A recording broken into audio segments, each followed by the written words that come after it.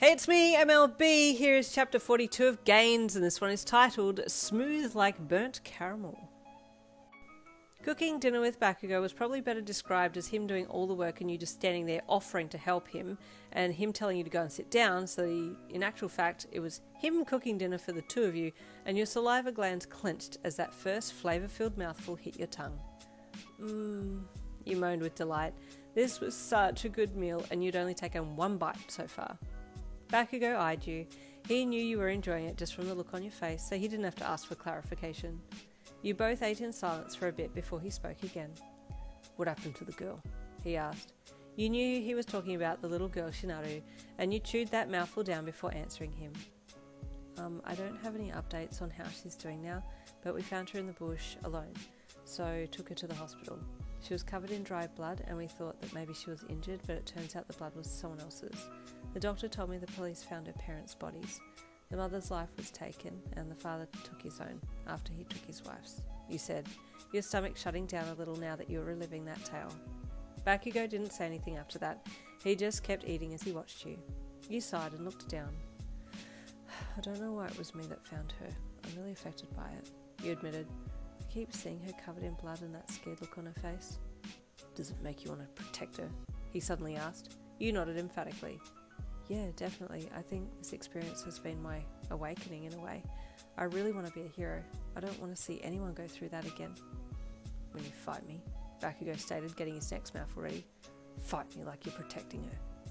You thought about it for a second, your eyes widening. Yeah, that's a good idea. Thank you, Katsuki.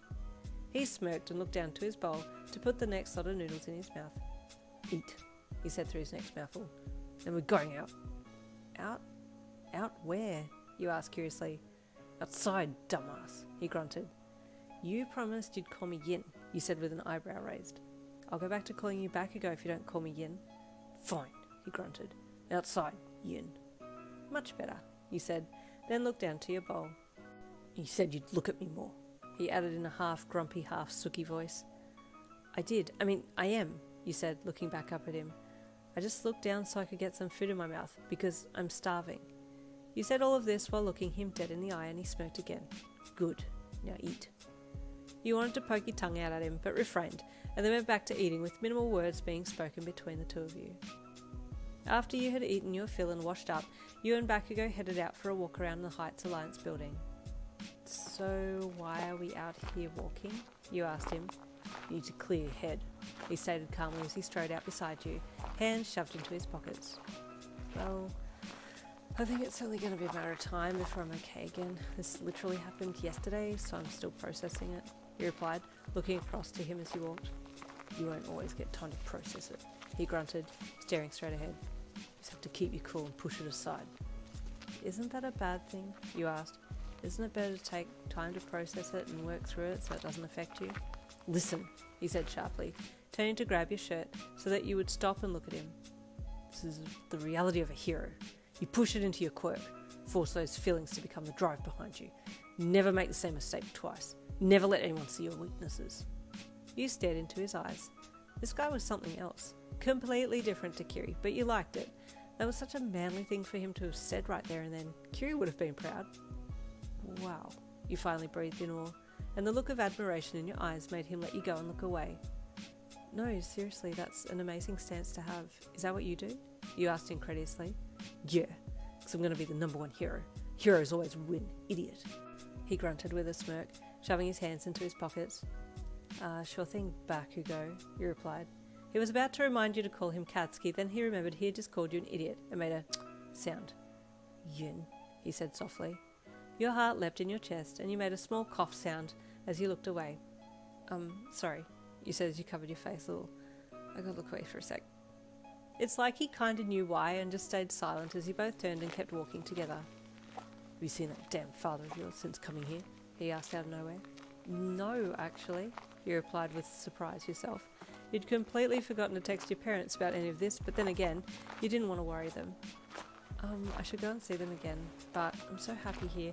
I don't really want to go back, even if it's just to say hi. My mum is cool though, you added. What about your folks? You asked him. The old hag of a mother is a bastard.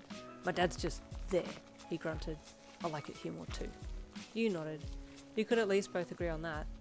You and he chatted lightly about random things and then headed back for the night. Even though you hadn't talked any more about your experience, you felt much lighter after Bakugo's words. The next day you attended class again. You were welcomed back with much enthusiasm and care. Everyone was wanting to make sure that you were okay, and Aizawa even offered to organise counselling should you need it. You told him you were okay for the time being, but you'd keep an eye out, and if you felt like you were still holding on to things, then you'd let him know. He seemed happy with that, and then started the day's lesson. Throughout that day you kept thinking that maybe you should call your parents to check in, so that afternoon you rang your mum to fill her in on the happenings. She was mortified, as you had expected, and demanded that you come home right away so she could care for you. "Mum, I'm fine, truly," you answered honestly. "I've got such a good support around me here. Everyone's been really amazing about it." "Was the boyfriend with you?" your mum asked with concern. "I hope he was there." "No, Mum, he's not my boyfriend," you chuckled. "It was a girls' hike, no boys. But he was really worried about me and met me at the hospital when they let me go, and he held my hand all the way back to the dorms." Kiri, stop. Why are you being so cute? Chapter 43 coming tomorrow. I'll see you all then.